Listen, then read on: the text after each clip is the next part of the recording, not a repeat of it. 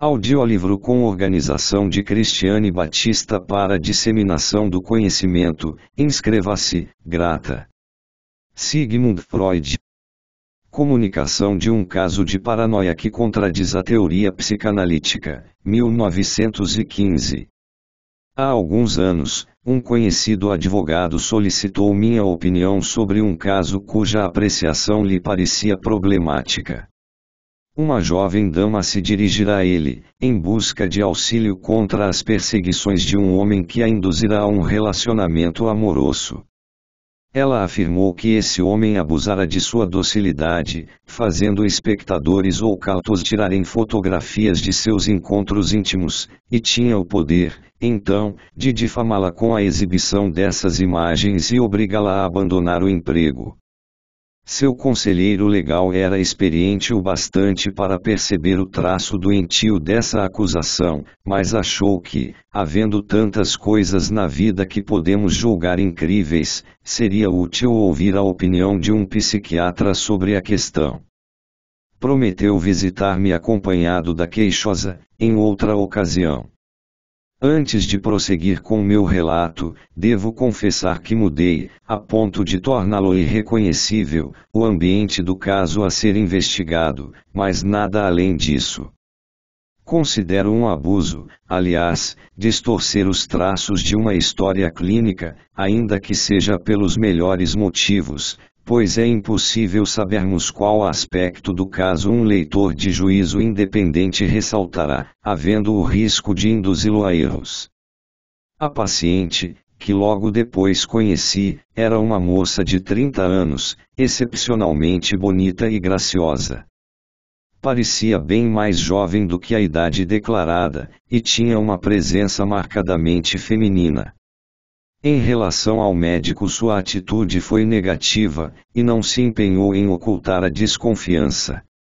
Era claro que apenas a insistência do advogado a fez relatar a seguinte história, que me colocou um problema que mais adiante abordarei.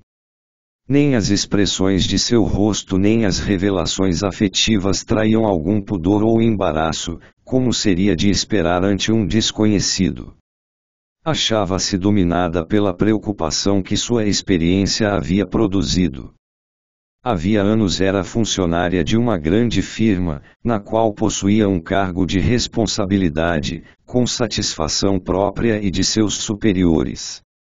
Nunca havia procurado relações amorosas com homens, vivia sossegadamente com a mãe idosa, da qual era o único arrimo. Não tinha irmãos, e o pai havia morrido muitos anos antes.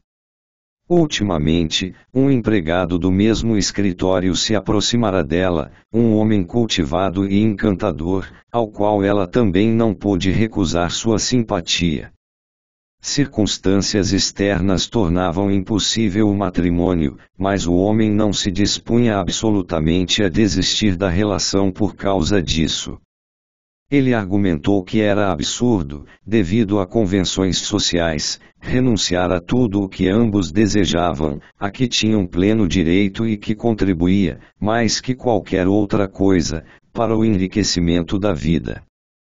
Como ele prometeu não expô-la a nenhum perigo, ela concordou afinal em visitá-lo na sua morada de solteiro, durante o dia. Lá houve beijos e abraços, eles deitaram-se um ao lado do outro, ele admirou-lhe a beleza parcialmente desnudada.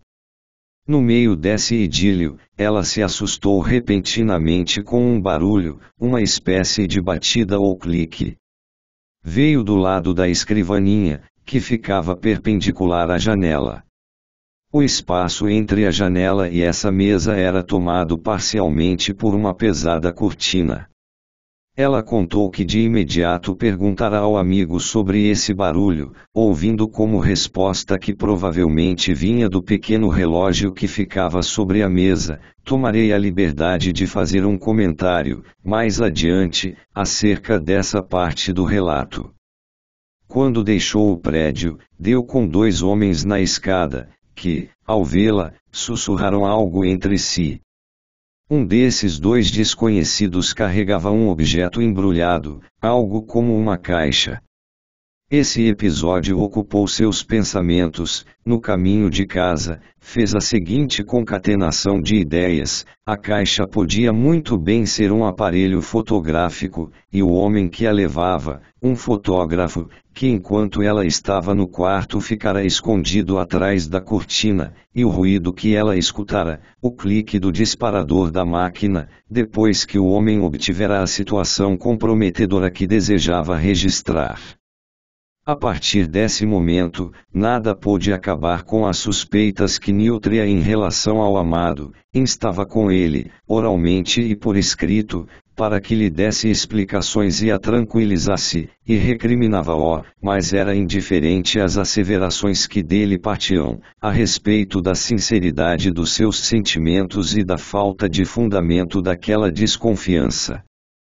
Enfim, ela procurou o advogado, narrou-lhe o acontecido e passou-lhe as cartas que o suspeito lhe enviara sobre o tema. Pude ver algumas dessas cartas depois, fizeram-me uma ótima impressão. Seu principal teor era o lamento de que uma tão bela e carinhosa relação fosse destruída por tal ideia infeliz e doentia.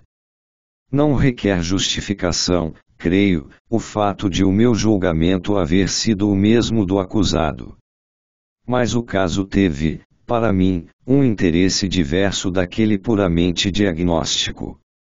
Afirmava-se, na literatura psicanalítica, que o paranoico luta contra uma intensificação de suas tendências homossexuais, algo que remete, no fundo, a uma escolha narcísica de objeto. Sustentava-se também que o perseguidor, no fundo, é alguém que o indivíduo ama ou amou. Da junção dessas duas teses resulta que o perseguidor tem de ser do mesmo sexo que o perseguido.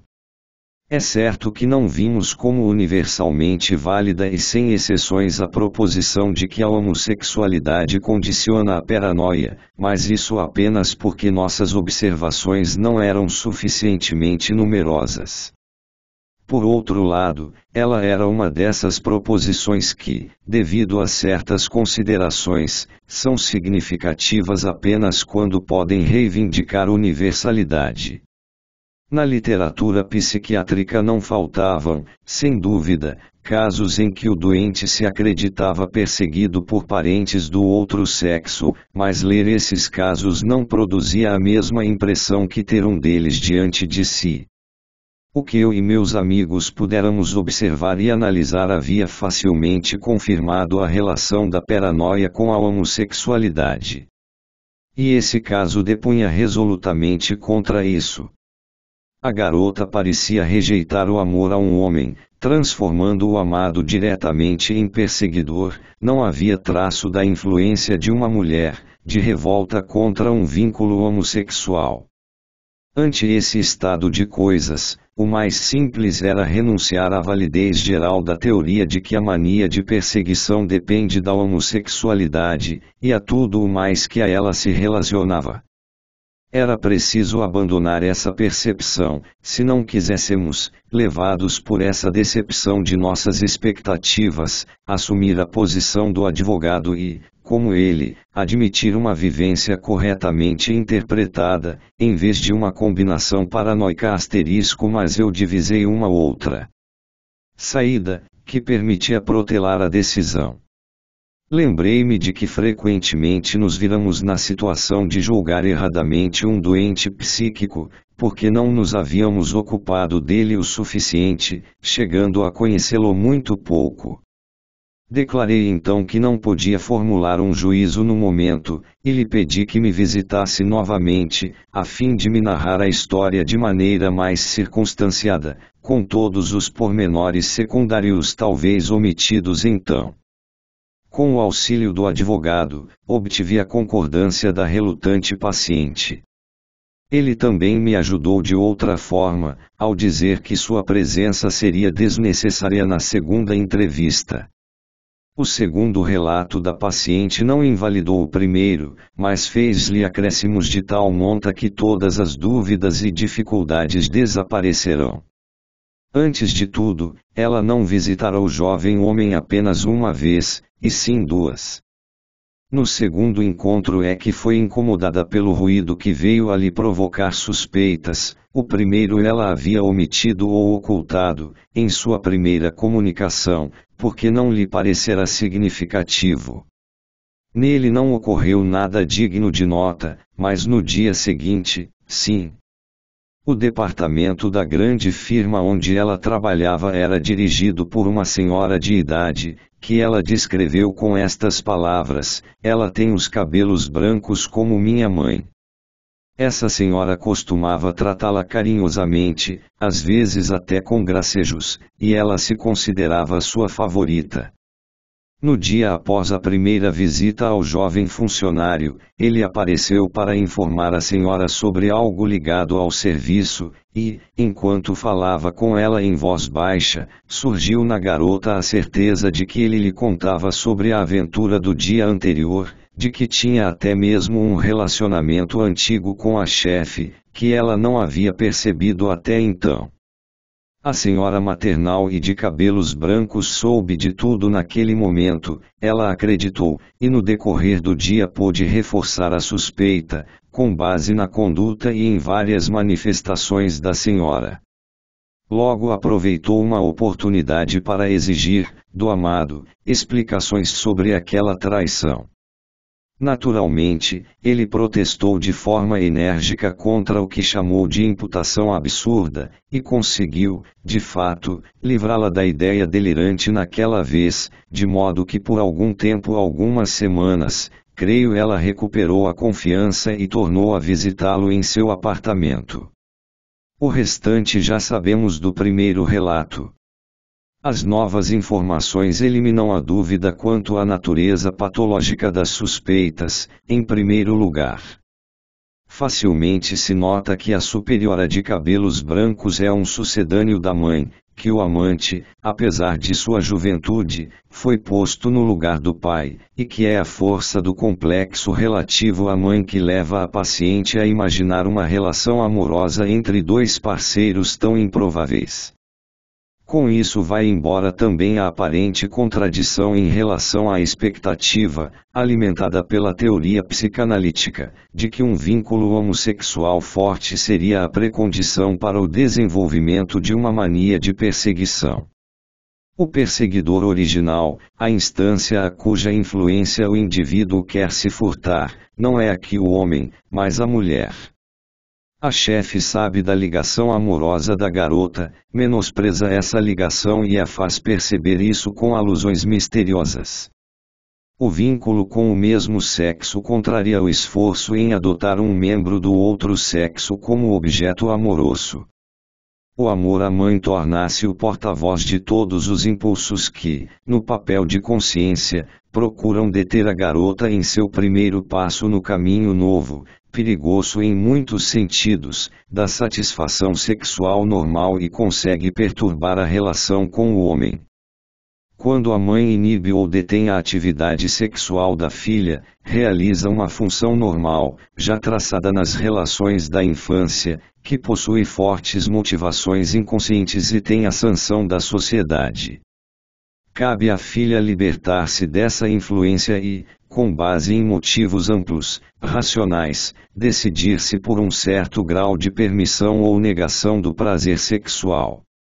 Se nessa tentativa de liberação sucumbe a uma neurose, via de regra existe um forte complexo relativo à mãe, não dominado, cujo conflito com a nova tendência libidinal será resolvido, segundo a predisposição, na forma dessa ou daquela neurose.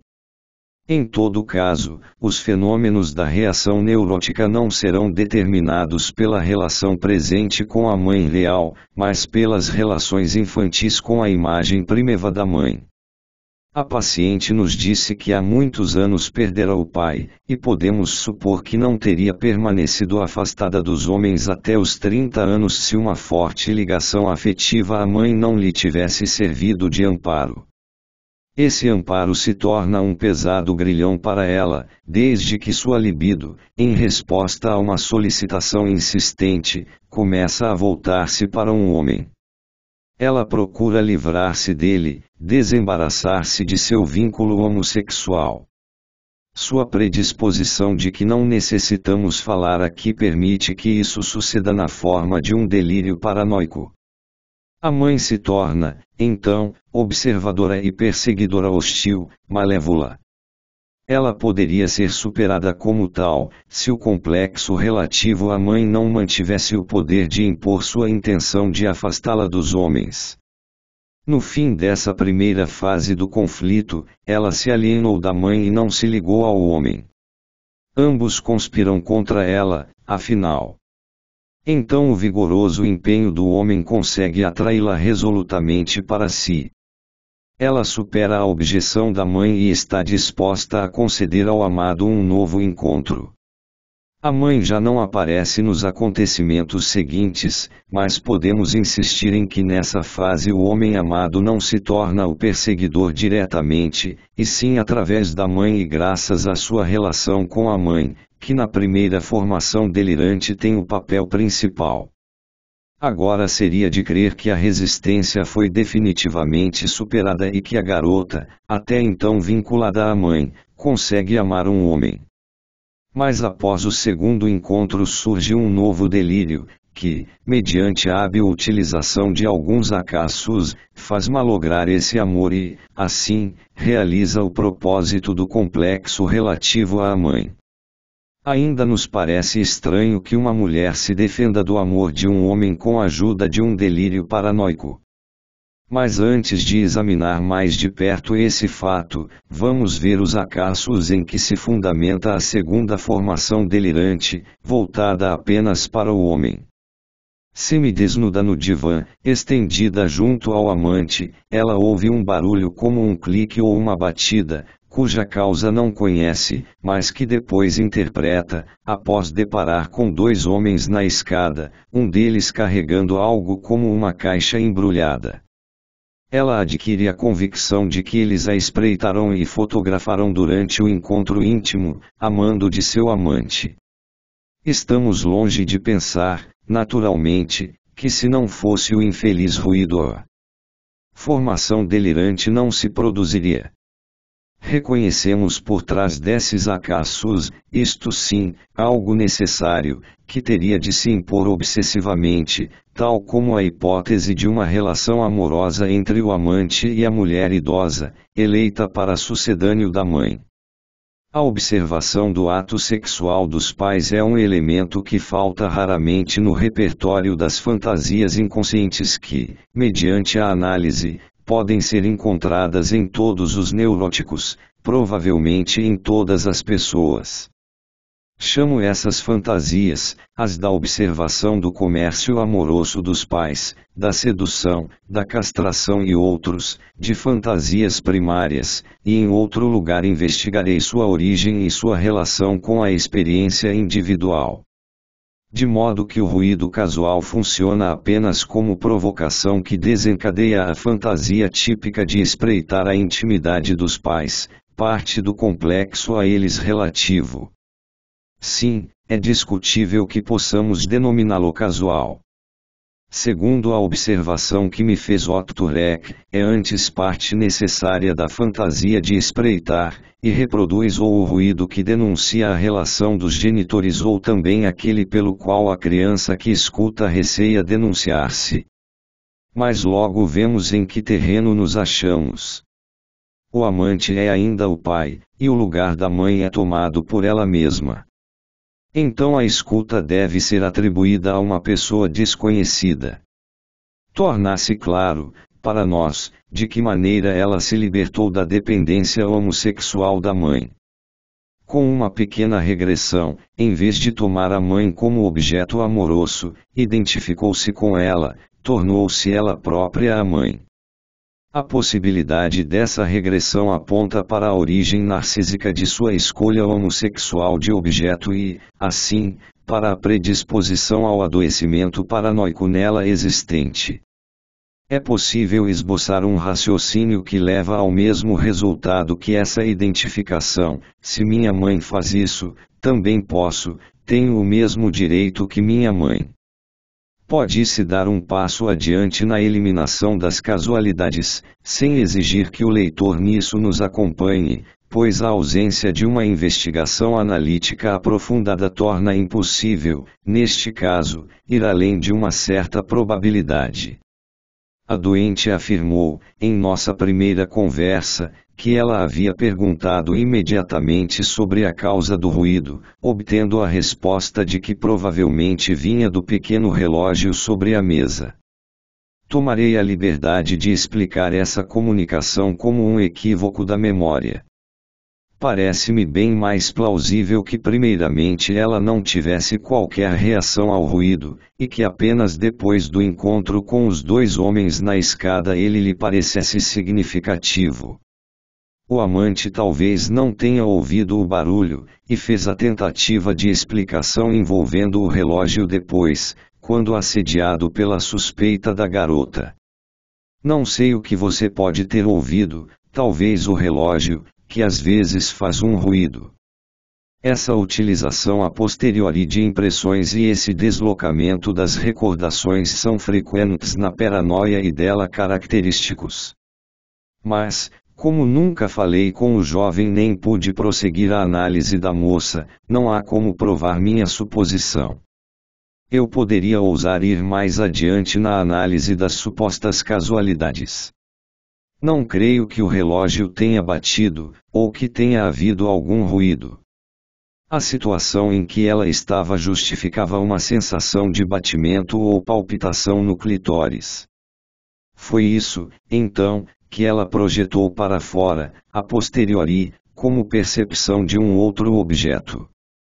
Algo bastante similar é possível no sonho. Uma de minhas pacientes histéricas relatou, certa vez, um breve sonho que a fazia despertar, com o qual nenhuma associação se produzia. Ele era o seguinte: houve uma batida na porta, e ela acordou. Ninguém havia batido na porta, mas nas noites anteriores ela havia despertado com penosas sensações de poluição, e então quis acordar tão logo sentiu os primeiros sinais de excitação genital. Havia batido asterisco no clitóris. Eu gostaria de colocar, em nossa paranoica, essa mesma projeção no lugar do ruído ocasional.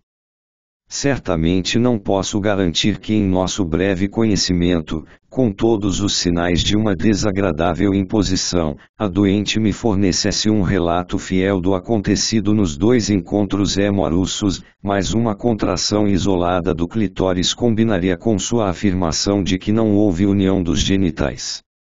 Na subsequente rejeição do homem, a insatisfação certamente desempenhou um papel, ao lado da consciência. Voltemos agora ao fato singular de a paciente se defender do amor ao homem com a ajuda de um delírio paranoico. A história do desenvolvimento desse delírio fornece a chave para a sua compreensão.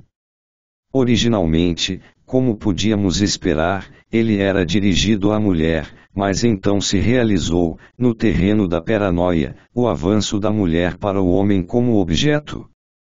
Um tal avanço não é comum na paranoia, via de regra vemos que o perseguido permanece fixado nas mesmas pessoas, ou seja, no mesmo sexo sobre o qual recaía sua escolha amorosa antes da transformação paranoica. Mas a enfermidade neurótica não o exclui, nossa observação pode ser exemplar para muitas outras. Existem, fora da paranoia, muitos processos semelhantes que até hoje não foram considerados sob essa perspectiva, entre eles alguns bastante conhecidos. Por exemplo, os assim chamados neurastênicos são impedidos, por sua ligação inconsciente a objetos amorosos incestuosos, de tomar outra mulher como objeto, e sua atividade sexual é limitada à fantasia. Mas no terreno da fantasia ele realiza o avanço que lhe foi negado e pode substituir mãe e irmã por outros objetos. Como nestes está ausente a objeção da censura, a escolha dessas pessoas substitutas torna-se consciente para ele em suas fantasias. Os fenômenos de um avanço tentado a partir de novo terreno, em geral conquistado regressivamente, colocam-se ao lado dos esforços, empreendidos em várias neuroses, de readquirir uma posição da libido que já se teve, mas foi perdida. É difícil separar conceitualmente essas duas séries de fenômenos. Inclinamo-nos demais a pensar que o conflito subjacente à neurose termina com a formação do sintoma. Na verdade, a luta prossegue variadamente após a formação do sintoma. De ambos os lados surgem novos componentes instintuais que a continuam. O próprio sintoma torna-se objeto dessa luta, impulsos que buscam afirmá-lo medem-se com outros, empenhados em removê-lo e restabelecer o estado anterior. Com frequência buscam-se meios de tirar o valor do sintoma, tratando de reconquistar por outros acessos o que foi perdido e que o sintoma recusa. Tal situação lança alguma luz sobre uma colocação de C.G. Jung, segundo a qual uma peculiar inércia psíquica, que se opõe à mudança e ao avanço, é a precondição básica da neurose. De fato, essa inércia é muito peculiar, não é geral, mas altamente especializada, mesmo em seu âmbito não governa sozinha, mas luta com tendências ao avanço e à restauração, que ainda após a formação de sintomas da neurose não descansam. Investigando-se o ponto de partida dessa inércia especial, ela se revela como a manifestação de laços, há muito ocorridos e dificilmente desatáveis, de instintos com impressões e os objetos nelas presentes, laços que detiveram a evolução desses componentes instintuais. Ou, dito de outro modo, essa inércia psíquica especializada é apenas uma expressão diferente, dificilmente melhor, para aquilo que na psicanálise estamos habituados a chamar de fixação.